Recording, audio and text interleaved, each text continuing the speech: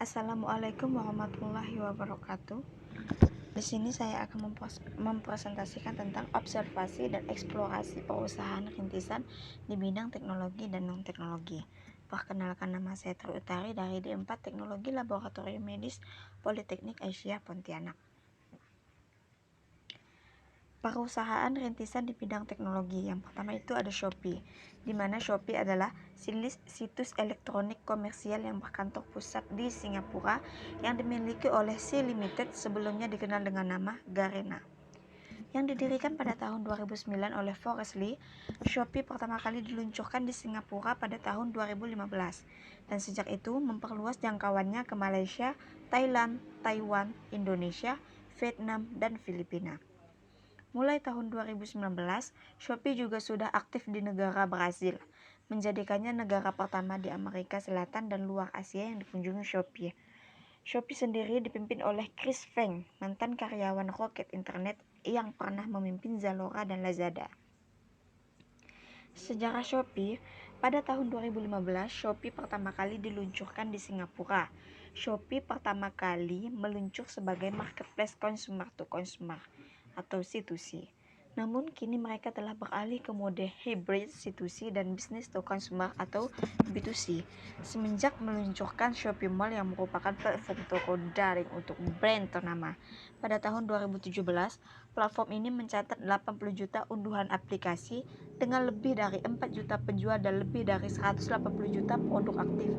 Pada kuartal keempat tahun 2017, Shopee melaporkan nilai perdagangan bruto GMV sebesar 1,6 miliar US dollar, naik 206% dari tahun sebelumnya. Shopee memiliki nilai total GMV pada tahun 2018 sebesar 2,7 miliar US dollar, naik 153% dari tahun 2017. Kelebihan dan kekurangan Shopee yaitu kelebihannya yang pertama memiliki aplikasi yang mudah digunakan. Yang kedua, cara pembayarannya beragam. Yang ketiga, mempunyai fitur COD atau cash on delivery. Keempat, sering memberikan promo menarik. Kelima, pembeli bisa mendapatkan uang. Dan untuk kekurangannya, yang pertama, customer service lambat membalas. Kedua, ketentuan promo gratis ongkir yang ribet. Dan yang ketiga, sering menemui penjual yang kurang baik. Kemudian perusahaan rintisan di bidang non-teknologi. PT Astra Agrolestari Tbk Perseroan mulai mengembangkan industri perkebunan di Indonesia sejak lebih dari 30 tahun yang lalu. Berawal dari perkebunan ubi kayu, kemudian mengembangkan tanaman karet hingga pada tahun 1984 dimulailah budidaya tanaman kelapa sawit di Provinsi Riau. Kini, perseroan terus berkembang dan saat ini menjadi salah satu perusahaan perkebunan kelapa sawit dengan tata kelola terbaik dengan luas areal kelola mencapai 297.011 hektar yang tersebar di Pulau Sumatera, Kalimantan, dan Sulawesi.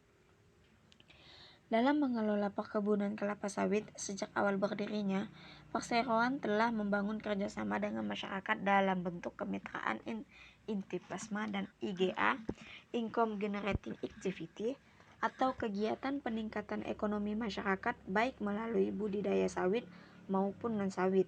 Sampai dengan tahun 2016, perseroan telah bekerja sama dengan 51.709 petani kelapa sawit yang bergabung dalam 2.396 kelompok tani. Kerjasama ini memastikan bahwa kehadiran perkebunan kelapa sawit yang dikelola perseroan juga memberikan manfaat yang besar bagi masyarakat sekitar.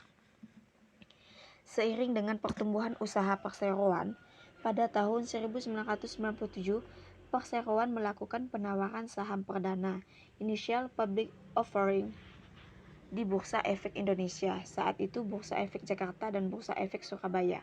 Pada tahun 2016, perseroan juga melakukan penawaran umum terbatas atau put senilai kurang lebih 4 triliun rupiah. Dengan langkah-langkah korporasi yang telah dilakukan perseroan, saat ini kepemilikan saham publik perseroan mencapai 20,32% dari total 1,92 miliar saham yang beredar. Kepercayaan investor yang tinggi terhadap perseroan dicerminkan dengan Posisi harga saham yang kuat pada perdagangan yang berakhir pada tanggal 30 Desember 2016. Harga saham perseroan dengan kode perdagangan AALI ditutup pada posisi Rp16.775.